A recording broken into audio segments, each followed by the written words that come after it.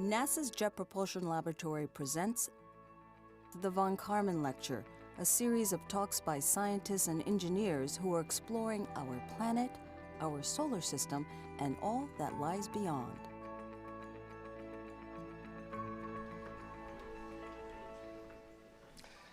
Hi everybody, welcome to our monthly public lecture at the NASA's Jet Propulsion Laboratory, the Von Karman series, here in Pasadena, California. My name is Preston Dykes. Well, 30 years ago, there occurred a singular moment in human history. 3.7 billion miles from Earth, at the cold and distant outer fringes of our solar system, a robotic emissary looked back one last time before heading outward to the stars. It swept its gaze across the little family of worlds that orbit our sun, pausing briefly to collect a few feeble photons of light from each one to build up a sort of family portrait, a last look around before closing its eyes forever and heading off into the great expanse of the galaxy. This was the first time our species was capable of capturing for itself a view of its home solar system from the outside. For every species, it's a moment that comes only once.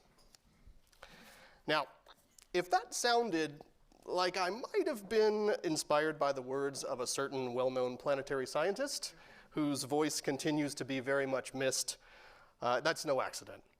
In tonight's show, you'll hear about a very special image known as the pale blue dot, the image of our home planet captured by that robotic emissary, which was the vision of the great Carl Sagan and several others on NASA's Voyager mission. And later, we'll pivot to the future to hear about the quest to image another pale blue dot, a distant Earth-like world orbiting another star. Now, we'll have two talks tonight on these profound topics, and then we'll take your questions. And if you're watching our live webcast on YouTube, we'll work in a few of your questions as well. So, our first speaker is an astronomer at JPL. He currently serves as the project manager for NASA's NuSTAR Space Telescope and has helped develop missions to many of the worlds in our solar system. Dr. Tyrrell is the discoverer of 4 moons around Saturn, Uranus, and Neptune, and together with his Voyager mission colleague Brad Smith, he took the first pictures of another solar system. That is the debris disk that surrounds the nearby star Beta Pictoris. But 30 years ago, he was a member of the Voyager imaging team. And tonight, he's here to share some perspective on the story of how this remarkable photo came to be. Please welcome Rich Tyrrell.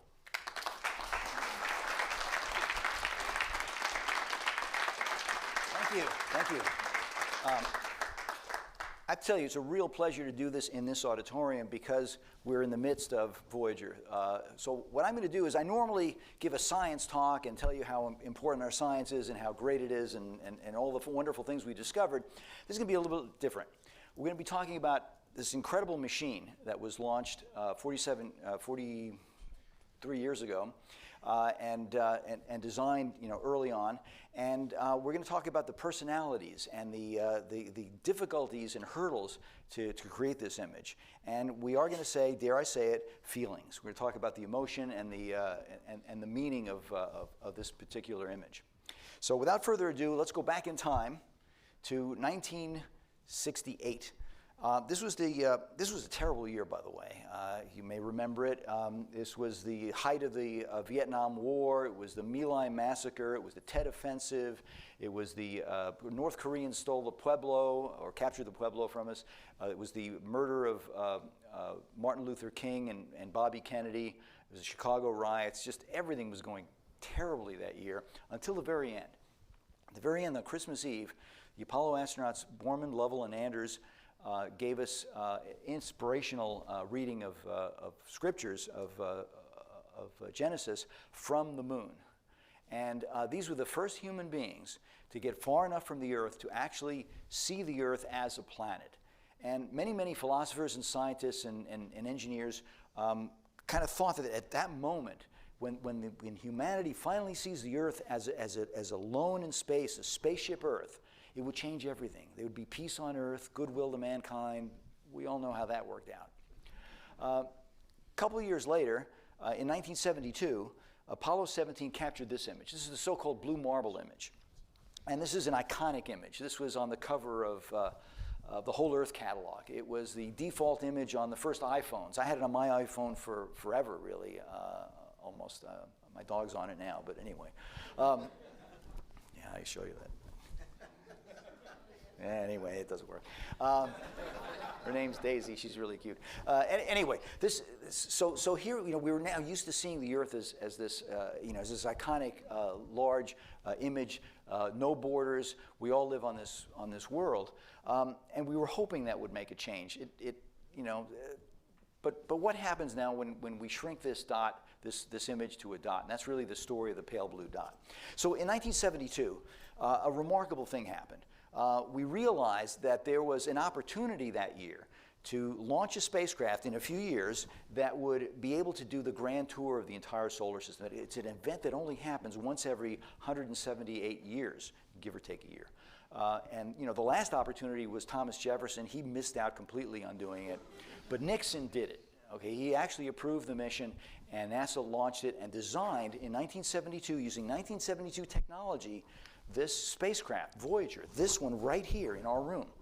The remarkable thing about this is, and what's so remarkable, is that it's hard to understand how barbarically simple the technologies were in 1972.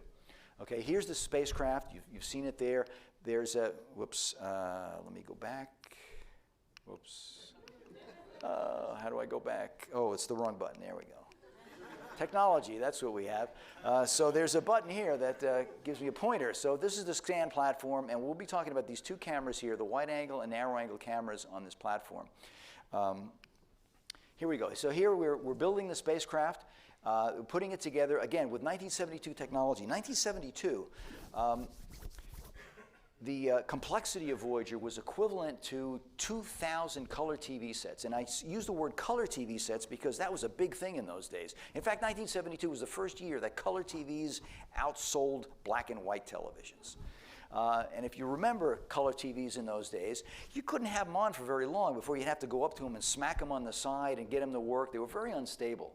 To think about having one of these, having 2,000 of these television sets running for 40 years, and not having any ability to touch them is remarkable. And that's the kind of technology we flew. The spacecraft didn't have solid-state memory. Okay, it had an 8-track tape recorder.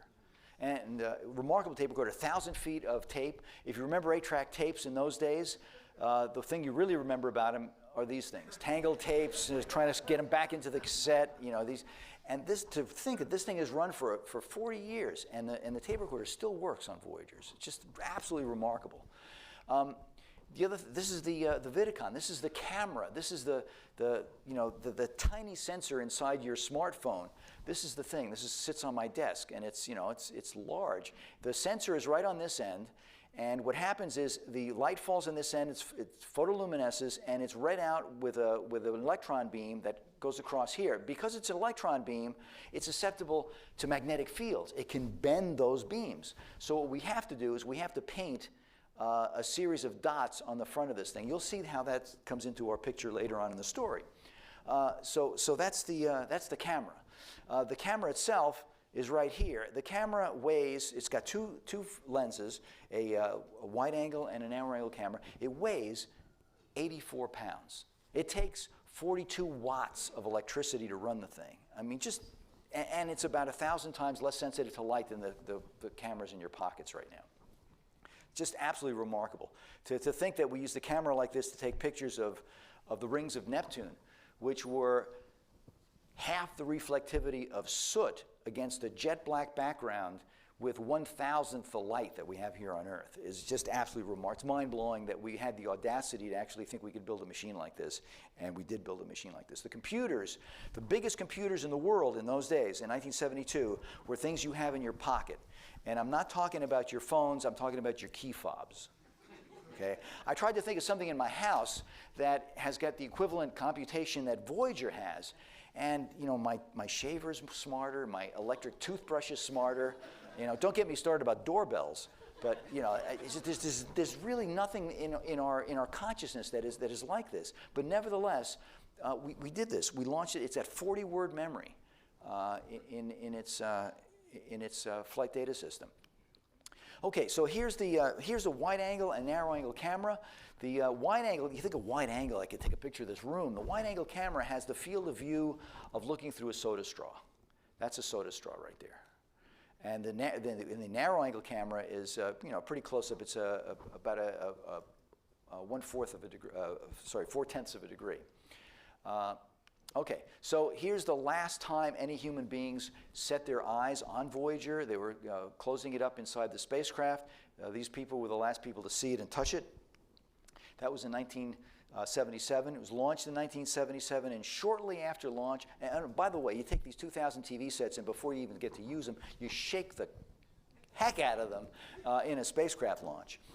So anyway, right after we launched, a couple days out, at about 3.5 million miles away from the Earth, 7.5 million miles away from the Earth, we took this remarkable picture of the Earth and the Moon together. It was the first time the Earth and the Moon were taken together as objects. This is an absolutely iconic first image. It's the very, very first light that went through the cameras on Voyager. Okay, so and that's one bookend that we'll see at the very, very end of this presentation. So let's talk about personalities. This is Ed Stone. Ed Stone is the heart and soul of Voyager. He's the project scientist. He's been the project scientist from day one. He is still the project scientist. I just interviewed him in his office about a week ago.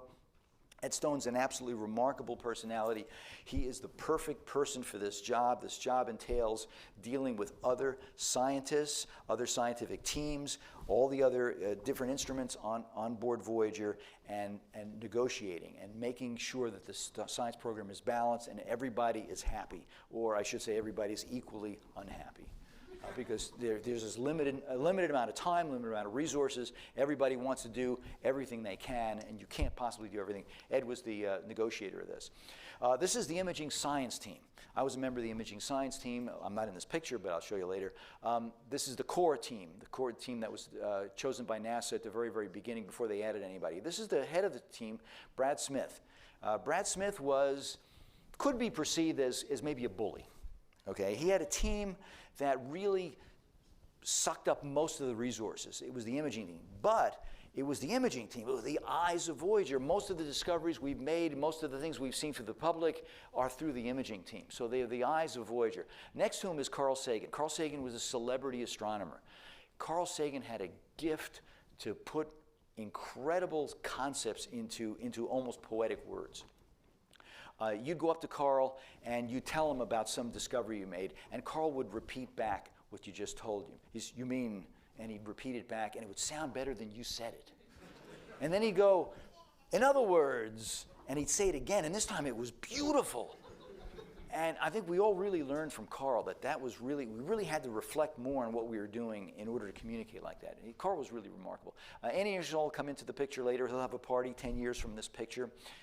Candy Hansen and this is Andy Collins, are both instrumental in creating, they were the experiment reps, and they would take the desires of the imaging team and then put them into, make them into sequences. So this is the same day. I just want to show you that there I am. I was a member of the imaging team, invited by Brad. I just got out of school with a PhD from Caltech in astronomy. Planetary science. This was the absolute most remarkable thing to ever happen to somebody to start a career doing something like this, to be on the imaging team on Voyager. It was just absolutely remarkable. I owe a great debt of thanks to Brad. He's been a great friend of mine. Unfortunately, he passed away a year and a half ago. Carl passed away in 1976. This is a little spectrum I want to show here. This is Carl. He's a scientist on the imaging team, and he's the visionary. He's got an idea, and he wants to make that idea happen. This is Brad. Brad's the head of the imaging team, and he's got to balance all the desires of the imaging team and justify doing these things. And then he has to take that to the project scientist, Ed Stone. And Ed Stone has to balance what the imaging team wants to do with all the other teams. And this is Dr. No. This is the project manager. In this case, this is Esker Davis. The project manager for the actual pale blue dot was Norm Haynes. But this is the guy who, his job, and I'm a project manager as well now, but I'm a scientist, so I have a little bit of different flair for this. But his job is to really not to break anything and to make sure they live within resources. And the resources are scarce. So he, you look on his face as, this is the guy you never wanted to confront. When you did confront him, you really wanted to have a rock-solid argument.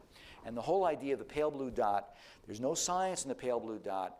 It's this visionary thing that Carl wanted to do, thinking that it would be a very, very big benefit for humanity. But you got to get that through the science team, you got to get it through the project team, and you got to get it through that guy's face. Okay, so that's tough. All right, so let's go on here. So now what I'm going to do is I'm going to race through the encounter. I normally talk about the 6 incredible encounters we had and all the great science. I'm going to just skip all that. Okay, so I'm going to tell you very, very briefly what it was like to do that, but I thought what better way to tell you is not to tell you from the Rich Terrell from 2020, but to tell you from the Rich Terrell from 1989. This is Andy Ingersoll's party after the Neptune encounter, and there was a film crew there from a KCET film called The Astronomers, and they were filming me and Brad for part of that series, and I just had maybe a few too many champagnes celebrating this thing, but this is what it was like. If I really think about what's happened in the last few days, it's intellectually perhaps one of the most stimulating times of my life. Emotionally, it's one of the saddest. I've been here for the last 10 years. I've worked on this mission and always anticipated one encounter after the next, realizing they'd be fantastic, realizing that there'd be things totally unexpected. And it's over. We've done it. We've finished the first reconnaissance of the entire solar system. We've rewritten the textbooks. What do you do next? What you do next is you have children. It's another amazing experience. Okay, so here we are. We've now left the solar system with Voyager 1. Voyager 1 is now, it just had its Saturn encounter, is now projecting up toward this end of the solar system. Voyager 2 is now on its way to Uranus and then to Neptune. So what happens now is Carl has this great idea to take a picture of the Earth. And the first opportunity to take the picture of the Earth is right after the Saturn encounter with Voyager 1. But nobody wants to do that because we're too busy scaling down the teams and getting everything ready, so that's a no. That's the first time. Second time is in 1985, right before the Uranus encounter with Voyager 2. Voyager 1's up here. Halley's Comet is in the solar system. We can take a picture of Halley's Comet and get kind of a 3D view from the Earth and from Voyager. The answer is no. We've got to prepare for the Uranus encounter. Right after the Uranus encounter, Halley's Comet is still there, but now it's getting faint. No, we can't do that. We have to stand down the team between Uranus and Neptune because there's a 5-year or 4-year gap here, so the team's not going to be able to do that. That's another no. I tried again in 1989 before the Neptune encounter. That was a no. Finally, on the 6th attempt, 6 times the charm, the answer was yes. Another gentleman by the name of Bill Cosman was involved in actually getting the idea that instead of just taking a picture of the Earth, we could take a picture of multiple objects, and by this time he developed an idea to take a picture of the entire solar system using the wide-angle and narrow-angle cameras. We're now far enough from the sun where we wouldn't destroy or burn up the other instruments, and that was a real concern. We needed to use some of these other instruments for calibration, for other things, and nobody wanted to do that. Nobody got behind this. Ed Stone was not supportive until the 6th attempt when it was our last chance. It was the absolute last chance because the teams were going to go way after Neptune. We would not have the capability to do that. Last chance, all right, let's do it. So the only other stumbling block was it's going to cost $2.2 million because of all the complexity of having to develop a sequence and analysis, getting the data on the ground. Where are we going to get that money? This was the sequence that was designed. It was a series of wide-angle camera views all the way from Neptune into the inner part of the solar system. Nobody ever pointed the camera within 15 degrees of the sun. That was a constraint. Now we're going to point it at the sun. Fortunately, it'll be the last pictures that Voyager ever takes, so if we burn up the camera, we don't really care. But nevertheless, it's a tough, we didn't know what the camera was going to respond to, how much scattered light there was going to be over there. So that was a concern. 2 $2.2 million. It turned out that Norm Hayes, the project manager, Ed Stone, and the assistant administrator of NASA, Len Fisk, were at the Athenaeum at Caltech, and Carl and Ed Stone came and talked to him. And they convinced him, Carl convinced him very, very eloquently that we really have to take this image. It was the last chance. He said, you do it, I'll find you the money. And here's the view from Voyager at the solar system. And this is, in fact, the images that were taken laid up on top of that geometry. These are the images of this grand tour, this family portrait. And here are the individual images of the planets that were taken. We actually had this mosaic here in this von Karman auditorium. And the thing about it was that the image of the Earth had to be replaced every couple of weeks because people would touch it. People wanted to touch the image of the Earth. It was really kind of amazing. Candy Hansen, which I showed you before, this is not the Earth. This is a picture of Uranus. But I wanted to show you a raw image. Voyager raw images were kind of nasty. They have bright pixels all over the place, these splotches. These are the dark Rousseau elements. If you're taking a picture of a dot and the dot is behind one of these Rousseaus, you're not going to see it. And Candy, her job was to look at this image. This image is greatly cleaned up from what it was.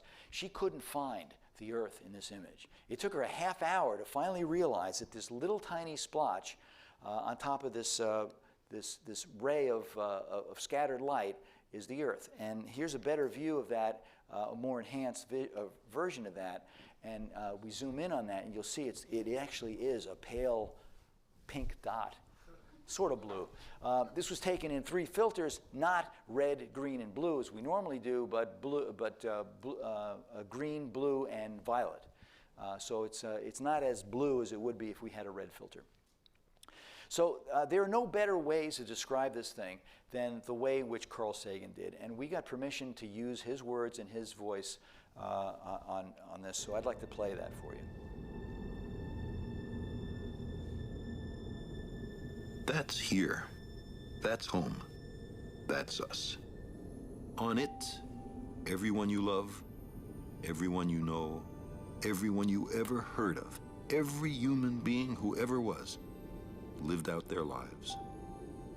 The aggregate of our joy and suffering, thousands of confident religions, ideologies, and economic doctrines, every hunter and forager, every hero and coward, every creator and destroyer of civilization, every king and peasant, every young couple in love, every mother and father, hopeful child, inventor and explorer, every teacher of morals, every corrupt politician, every superstar, every supreme leader, every saint and sinner in the history of our species lived there, on a mote of dust, suspended in a sunbeam. The Earth is a very small stage in a vast cosmic arena. Think of the rivers of blood spilled by all those generals and emperors, so that in glory and triumph they could become the momentary masters of a fraction of a dot. Think of the endless cruelties visited by the inhabitants of one corner of this pixel on the scarcely distinguishable inhabitants of some other corner. How frequent their misunderstandings, how eager they are to kill one another, how fervent their hatreds.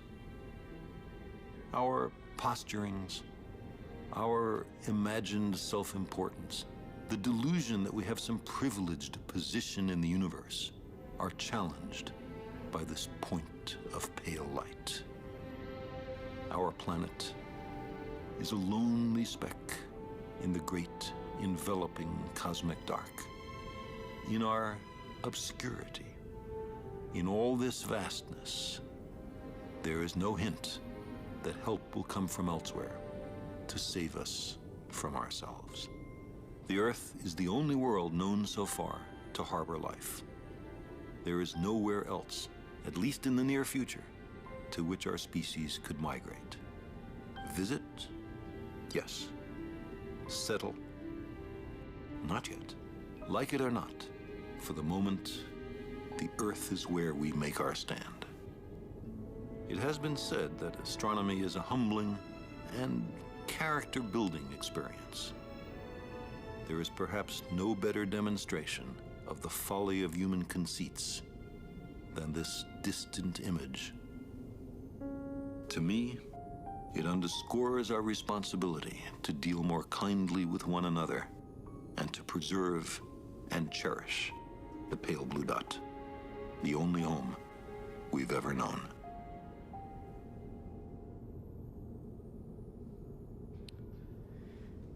Thank you, Carl Sagan. We really miss him. And thanks very much to Ann Durian for allowing us to use those. Okay, so here's the bookends. This was the first image that Voyager took, and this is the last light that it ever recorded, and that is the picture of the Earth, the narrow-angle view of the Earth. Again, in this scattered light from 3.7 billion miles away.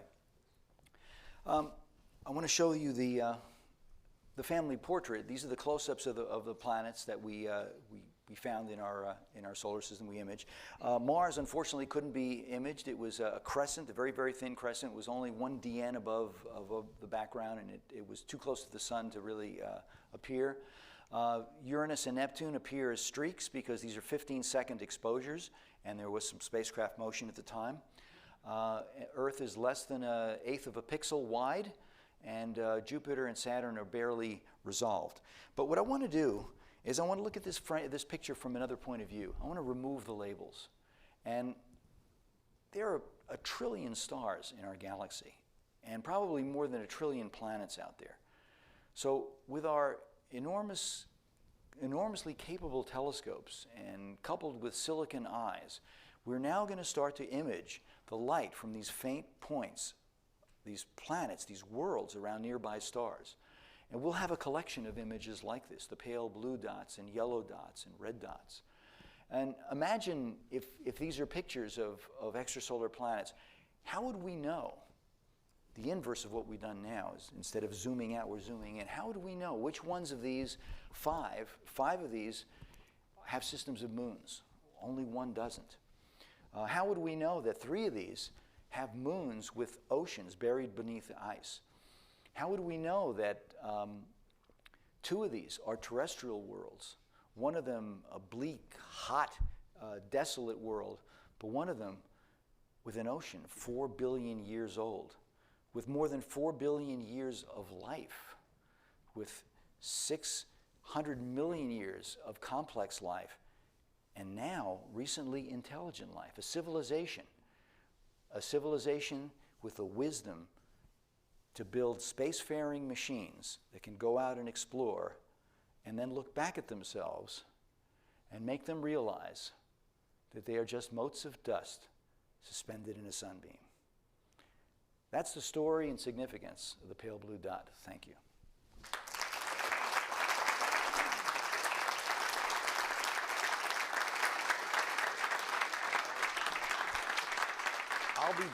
I'll be back for questions later. Right.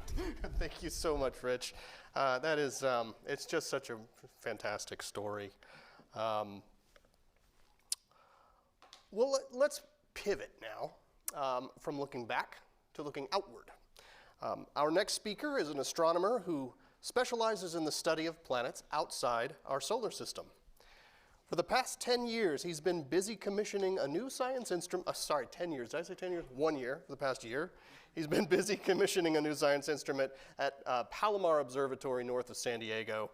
It's called NESSI, and it will study dozens of these alien worlds to help identify future targets for high-precision observations of the atmospheres of exoplanets by the next generation of space telescopes. In his career so far, he's studied at the Vatican Observatory and observed from such storied locations as Mauna Kea, Kitt Peak, and the Hubble Space Telescope. Tonight, he's here to share with us just what it will take to capture the image of another pale blue dot, a world perhaps not too different from Earth, in orbit around a distant star. Please welcome Rob Zellam.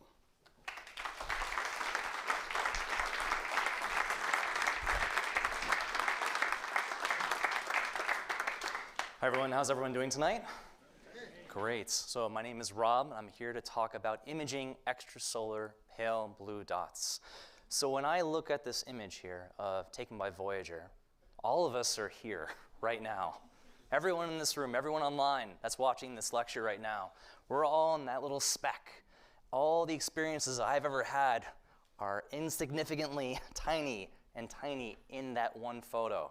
And what really blows me away about this photo is how empty the space is completely around the Earth, right? You only see the Earth and just maybe some sunbeams.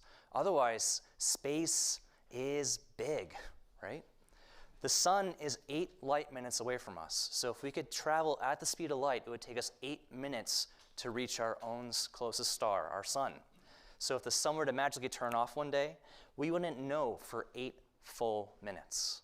The next nearest star to us is about 3 light years away. So if we could travel at the speed of light, it would take us over 3 years to reach our nearest stellar neighbor.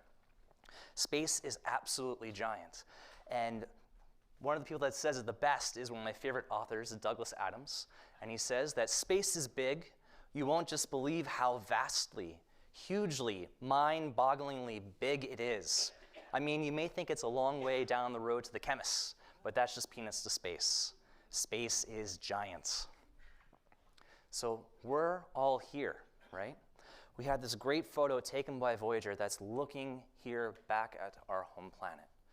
But the question is someone taking a photo like this today, external to our solar system? Is there a life form out there that is taking a direct image of our home Earth? So does anyone know that we're here? If so, where is everyone else? Is there anyone else? Despite what the History Channel tells you, we have not found aliens yet. But most depressingly, potentially, maybe we're all alone. So it's questions like these that just boggled my mind and always made me love the theory of astronomy and the field of astronomy. And that's what inspired me to become an astronaut. So, no, that's not me. That's me. So when I show this photo, a lot of people ask me, Rob, did you ever want to be an astronaut as a kid? And the answer is a definitely hard no, because I'm terrified of heights. So that would not do. So I became the next best thing, and now I'm an exoplanet astronomer here at JPL. So let's unpack what this means. Exoplanet, well, that's just short for extrasolar planet. Astronomers are kind of lazy sometimes with saying words, so if you shorten things, it's a lot better. So extrasolar planet becomes exoplanet. Extrasolar literally means beyond the solar system. So an exoplanet, or planet is planet, so an exoplanet is any planet outside of our own solar system. An astronomer, I'm sure most of you know what that is. That is someone who stares at the sky, or more likely their computer, for way too long. So I'm an exoplanet astronomer here at JPL, and what I specialize in, as Preston said in my intro, is I use both ground and space-based telescopes to characterize exoplanets, planets outside of our solar system. Specifically, I'm trying to understand and characterize their makeup. What molecules are in their atmosphere? Do they have weather? Do they have clouds? What's their temperature profile like? Ultimately, then whittling our way down to saying, and answering the biggest question probably in our field is, are we alone? So before we look at where we are currently and where we're going to in the next few decades, it's always helpful to look back into the past. So exoplanets is arguably one of the youngest fields in all of astronomy. It's been around 20 to 30 years. And despite this being a relatively new field, the idea of exoplanets and also life outside of our solar system is absolutely nothing new. So Giordano Bruno was a 16th century philosopher. There he is on the top right of the slide, looking like Emperor Palpatine. And he postulated a few hundreds of years ago that there was planets outside of our solar system.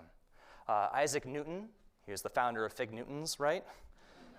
In his book where he describes the theory of gravity, Principia, he also says, and if the fixed stars are the centers of similar systems, they will all be constructed to a similar design. In other words, we have eight planets, not 9 guys, 8 planets in our solar system. So it stands to reason when we go out into the night sky and we look up all those stars in the sky that they have planets as well. And we know that these two dead guys are absolutely correct. We've now discovered over 4,000 exoplanets. Thanks to ground-based surveys, thanks to missions such as NASA's Kepler mission, we've been discovering 4,000 exoplanets. As our technology gets better, as our telescopes get bigger, as our precision gets better, we're able to discover more and more exoplanets with increasing amount of time. But the question is, how do we find exoplanets? There's actually many different ways that we can find exoplanets. But the method I'll be focusing on tonight is the direct imaging method. For all intents and purposes, this is taking photographs of exoplanets. But we run into a big problem. How do we see an exoplanet through the glare of its host star? So let's take a big planet, like a Jupiter-sized planet. Let's also make it really hot so it's really bright. If we stuck that hot Jupiter planet around a sun-like star, that Jupiter planet would still be 1,000,000 times fainter than its star. That's like looking for a firefly around a lighthouse. Now let's replace that Jupiter-sized planet with an Earth-sized planet. That Earth-sized planet would be 10 billion times fainter than its star. That's like looking for one alga around that same lighthouse. So how do you block out the star and resolve the very, very minuscule amount of light emitted or reflected by these planets? How many of you saw the solar eclipse a few years ago? I'm assuming I'm also getting 1,000 virtual hands up on the internet too. So remember how when the moon passed in front of the sun, you could see the stars around the sun, or when the moon passed in front of the sun, you could see the solar corona? We can do the same thing with exoplanets. So here's a picture of a star. This star has an exoplanet orbiting around it, but you can't see through the glare of the star. So what we can do is we can actually block out the light of the star and resolve the light of the exoplanet. Just like the moon got in the way of the sun and blocked out the sun's light, allowing us to see directly around the sun, we can make a pupil that blocks off the light from the star and resolve the light of the exoplanet. And this is basically how direct imaging methods technology works. But because I love showing videos, I'm going to show you one that does it a little bit in more detail. A coronagraph is a way to see distant planets hidden by the glare of the star they orbit. The coronagraph reduces the light coming directly from the star to separate it from the light reflected by the planet. WFIRST doesn't block the star's light with an opaque disk as a simple coronagraph might. Instead, it uses a combination of disks with complex patterns and light-blocking stops to create destructive interference with the star's light, effectively making it disappear, while allowing the light from planets to pass through. A complicating factor is that the light picks up small distortions as it reflects off the telescope's series of mirrors, and these distortions can reduce the effectiveness of the destructive interference. Collecting more light increases the image signal, but the planets are still hidden under blobs of leftover, distorted starlight. To remove these blobs, the coronagraph has special deformable mirrors that can change shape by using hundreds of tiny pistons. This corrects the distortions in the light beam. As the mirrors deform, the blobs of light slowly begin to disappear, revealing brighter planets. Further adjustment brings fainter planets into view. Advanced software processes this data, further improving the contrast and clarity of the image. This processing makes objects more than 1 billion times fainter than the star visible. As a result, WFIRST will provide the first look at individual planets in star systems that might be similar to our own. So I'll be coming back and describing WFIRST in more detail a little bit later, but that's basically how you can take direct images of exoplanets, or what I like to call magic, right? It's pretty intense that we can block out the star's light, then add basically a washer to get rid of that residual amount of light, and then deform a very thin mirror to get rid of the residual aberrations to further resolve the very minuscule light from those exoplanets. And this method of using a coronagraph has been used a lot, especially from the ground. So here is roughly 7 to 10 years worth of data of a directly imaged solar system. So this is an extrasolar solar system. These are 4 planets orbiting around their host star over a period of years. This system is called HR 8799, and this is taken by a ground-based telescope. And you can see there's the actual pictures of the exoplanets slowly orbiting around their host star. It's pretty incredible. Okay, so now what? So we've observed 49 exoplanets with the direct imaging method. But how do we take the next steps from planet detection now to characterization? How do we answer the questions, does an exoplanet have an atmosphere? What molecules are present in that planet's atmosphere? Is that atmosphere conducive to life? Could it support life? And if so, does life exist on that exoplanet? So a physical law that we use to characterize exoplanets is something called Beer's Law. So right here, I'm going to give a short description of what Beer's Law is. That is studying for a test or doing homework while beer is involved, making difficult classes such as physical chemistry more bearable. I like that Beer's Law. I followed it a lot in grad school, but the Beer's Law I'm actually talking about is this. So basically what Beer's Law does is it describes how light is scattered in and out of a beam. So if I put a light bulb right here and I fill this chamber with gas, that light will come out the other end a little bit dimmer and a different color. Another way to think about it is if we're observing a yellow star, what color would we expect that yellow star to be? Yellow, exactly. Now what happens if I put a cloud of gas in front of that yellow star? Would it be at the same color or different? Would it be the same brightness or different? Different. So the color, the intensity would change a little bit. So if we can observe what an object does look like and compare it to what it should look like, we can actually use Beer's Law to back out the composition of the absorbing medium. So we could then say, oh, this cloud has molecules in it, for example, just by looking at how light is affected by the absorbing medium. It's pretty incredible. So now, if we change gears a little bit, let's replace our star with a young, bright, hot planet. So when planets form, all their dust and gas collapses on their core, and that generates a lot of residual heat. So this planet is very warm, it's very young, it has a very warm core, and that core is emitting light and heat. But as that heat and light escapes out through the exoplanet, it passes through the planet's atmosphere, which is comparatively cooler. And as a result, that light changes color and changes the wavelength a little bit.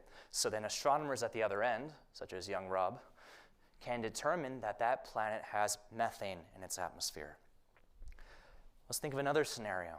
If we have an exoplanet orbiting around the star, like Jupiter orbiting around our own sun, the star will emit its light, and then that planet, if it has clouds on its surface or reflective media, it will then reflect the light from the star. But since that planet more efficiently reflects light at different wavelengths, the perceived wavelength to us will look a little bit different. So the star is emitting yellow light, and we see it as red light. And that allows astronomers at the other end then to say that this planet, for example, has clouds on its surface. So that's what Beer's Law enables us to do. It allows us to characterize an exoplanet's composition by observing how it emits, absorbs, and reflects light. So right here are actually some real-life data of a few exoplanets that have been directly imaged. Right here on this axis, this is their flux, their brightness, and effectively how warm they are. On this axis, these are various wavelengths. This is across the infrared. So what we've done is we've measured these exoplanets' light as a function of their wavelength. And you can see also that at these wavelengths here, these wavelengths correspond with water. So if I see an absorption feature at those wavelengths, I can infer that water is the absorbing species. At these wavelengths, these correspond to methane. So if I see a bump or wiggle at these wavelengths, they're likely due to methane. And at this wavelength over here is carbon monoxide. So that's how, if we take the light of an exoplanet and observe it at many different wavelengths, we can characterize the composition of that exoplanet just by looking at some bumps and wiggles on the screen. Pretty nuts. All right, some of the eagle-eyed people in the audience might have noticed something peculiar about this plot, such as these gaps in the data. Does anyone have any guesses on what those gaps could be? Here, rhymes with the Earth's atmosphere. Anyone? Earth's atmosphere. Good job, guys. Come on, get back awake. Need some coffee out here. So the Earth's atmosphere gets in the way, right? So the Earth has molecules in its atmosphere, good for us, bad for astronomy sometimes. So water, for example, absorbs a lot of infrared light.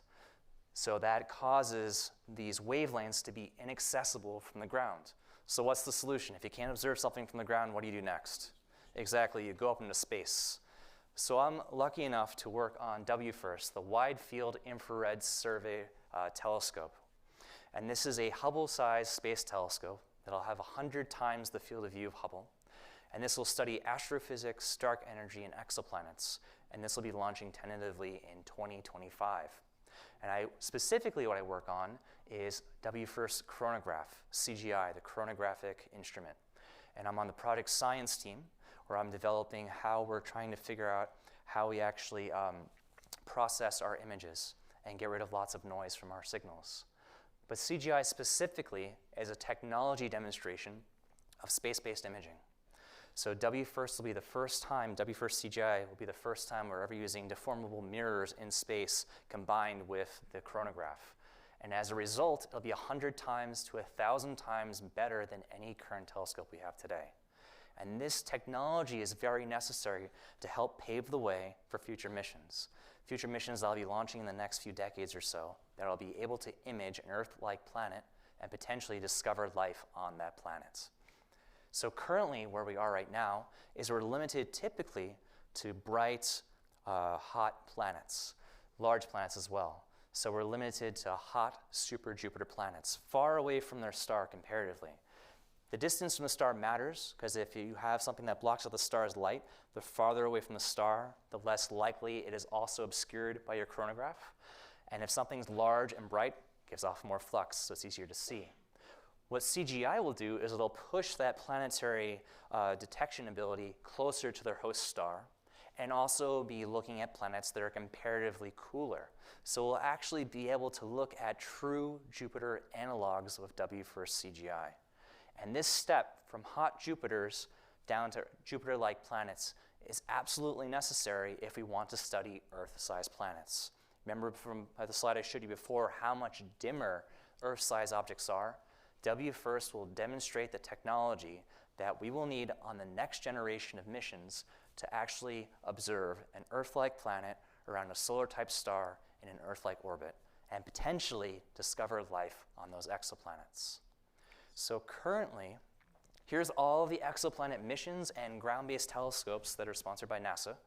So direct imaging has been able to benefit a lot from the lovely foundation that's been established by ground-based telescopes.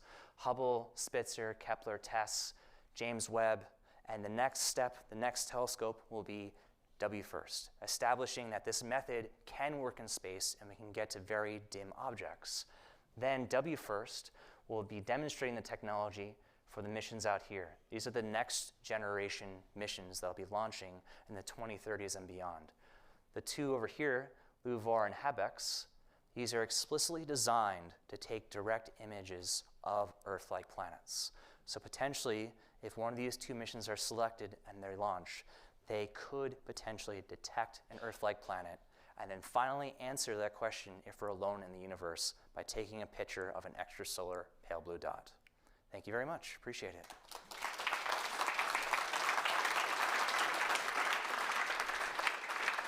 All right. Thank you so much, Rob. Absolutely fascinating stuff. Give us just a moment here as we switch over, because it's time for questions from you guys. So if you have a question, go ahead and make your way to the microphone in the audience there in the center aisle, and we'll get to a couple questions from those of you who are watching our webcast on YouTube as well. So if I can get my speakers back here, let's see. And thanks so much to Nikki. How about a hand for Nikki for schlepping these chairs? Thanks so much, my friend.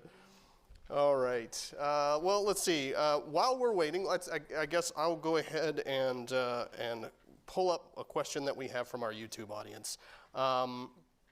Rich, this is a big one, but what surprised you the most in the Voyager mission? It was a mission full absolutely chock full of surprises, but what really stands out for you?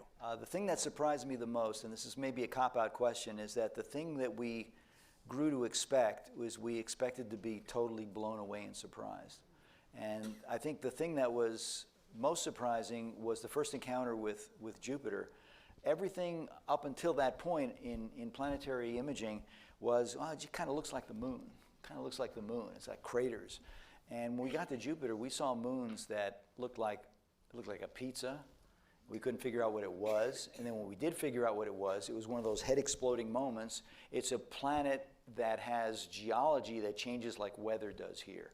The moon Io, had erupting volcanoes where we went back there 4 months later with Voyager 2, and the surface was different. There was significant changes on the surface. It was just absolutely mind-blowing. It was right out of science fiction, and it's right here in our backyard. It's a real place. All right, I want to give credit to @Synergy3K for that question on YouTube. And here's our first question from the audience. Go ahead. I think your last slide, you had a mission there. You didn't mention the Starshade, and I understand that I think there was a presentation here, a von Karman lecture on that some years ago, and I understand the difficulties of Starshade because you have to get it lined up just right. And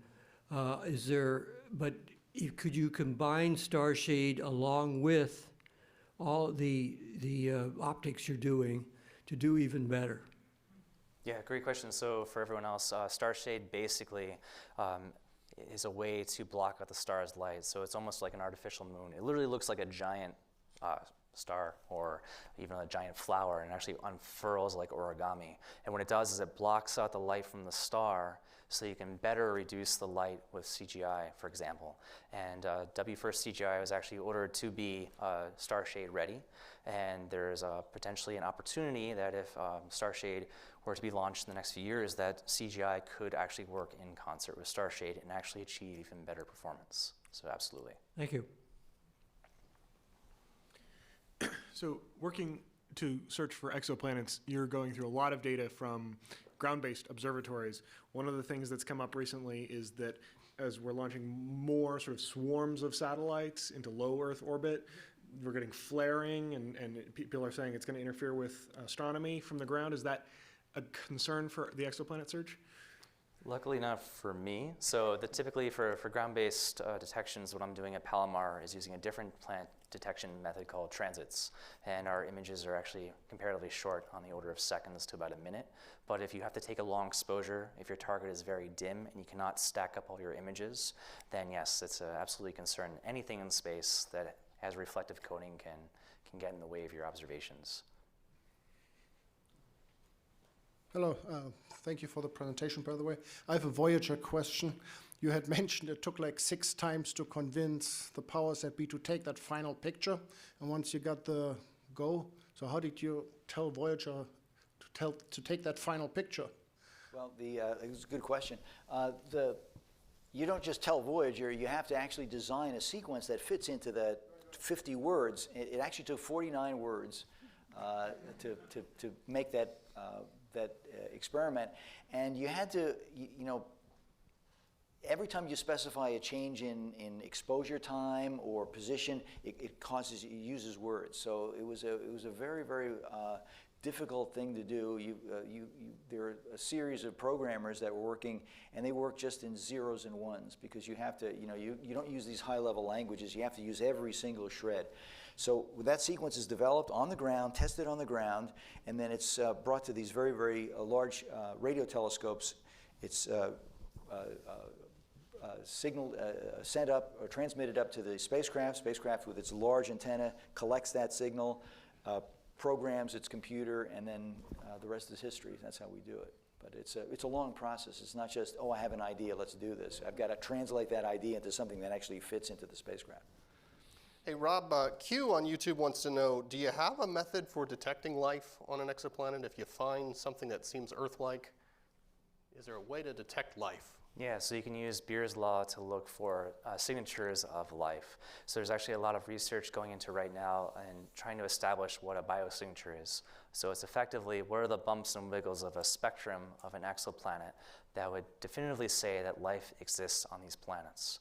And with current technology right now, we're possibly on the cusp of being able to detect these biosignatures, but hopefully in the next few years, as new instrumentation, new technology, new missions are launched, we'll have the sensitivity to look for and definitively detect those biosignatures and establish that a planet has definitive life on its surface. All right, thanks. Hi. So I have a question on coronagraphy. Does the image or the data you get differ based on the planet's position around the star as it rotates around the star? So, I'm sorry, yeah, a little bit. Sorry. So, it has to be the right distance from the star. It can't be too close to the star, or else the chronograph will block out the star's light. It also can't be too far away from the star, or your deformable mirrors that you've done, you've basically steered them to take out the imperfections in the optical path to the telescope.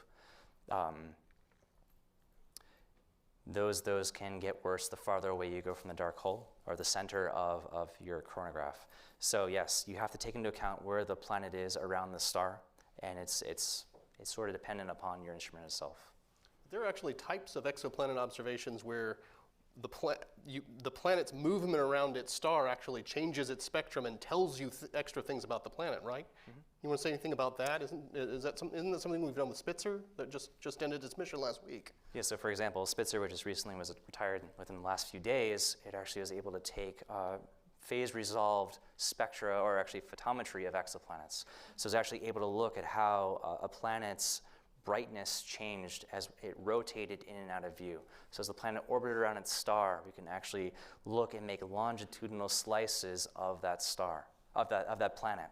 So we could then say that this side is hot, this side is cold, this side has a lot of methane, this side is methane devoid, this side might have a lot of clouds. So by looking at how it orbits around its star, you can actually gain additional information. So for example, if we were to observe, as I showed that HR 8799 graphic, if you were to observe that across many different wavelengths, you can then back out and actually start to resolve how that planet's surface changes. So for example, this side is really hot, this side is cold, or this side has more molecules or different molecules than the other. So there's a lot you can learn from squiggly lines. That's the moral of the story. Hi. So let's look in the future a little bit. You guys find a planet and you find intelligent life on it, perhaps even more intelligent than us or advanced. What's NASA's policy on letting us all know about it?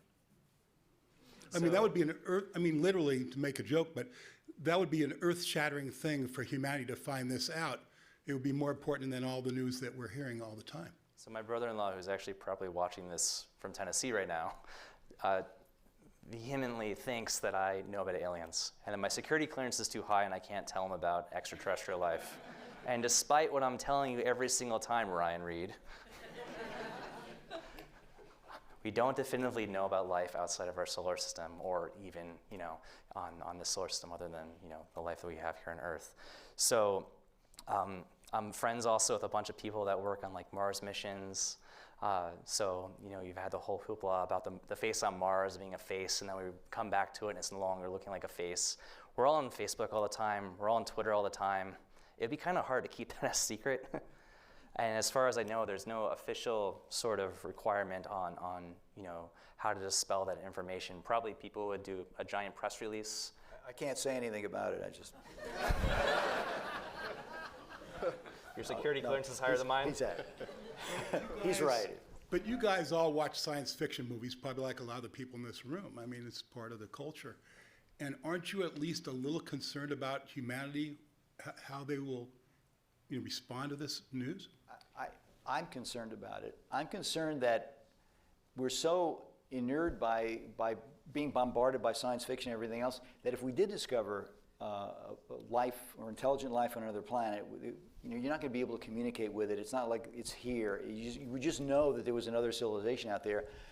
I have this terrible feeling that we're going to have, a commemorative stamp, a Franklin Mint coin, a lot of jokes at late night television, and then it's just back to normal. I just fear that that's going to happen. On the other hand, if there's anything that Independence Day, the movie, taught me, is we need to freeze Will Smith to be there as a safeguard in case the aliens aren't so nice. Hi there. So my question is about WFIRST. Why do you need deformable mirrors in WFIRST? Because it's outside of the atmosphere, and so there is an atmospheric interference. Yeah, because there's internal reflections inside the telescope and also imperfections on the mirrors themselves. So by having the deformable mirrors, you can actually correct for some of those aberrations as well. Great question. Now, Rich, we get this question a lot, and fairly often is why can't the Voyagers turn their cameras back on? I mean, even if that picture of the sun didn't burn Voyager 1's camera out, why don't you take another portrait from further away 30 years on? It's a terrific question, and I've asked the question myself.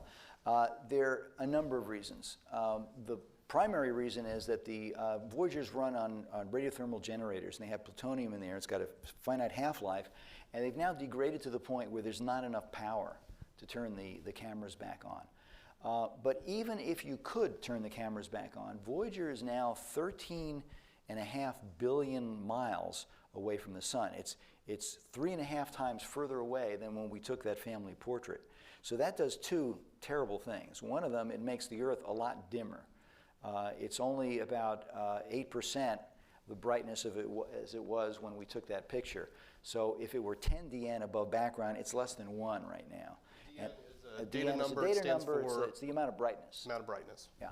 So it's 8% of the brightness, and it's also almost 4 times closer to the sun. So that puts it into a much more scattered, bright background. So even if we could run the cameras, it would be impossible to see the Earth right now with those kinds of cameras. All right. I'm going to get to one more question from YouTube, and we'll give the last one to you, sir. Just for either one of you or both of you, what's let's see. This is from Q. What's the question or mystery you're most anticipating to answer within the next 5 to 10 years? And please phrase your answer in the form of a song. That part was from me.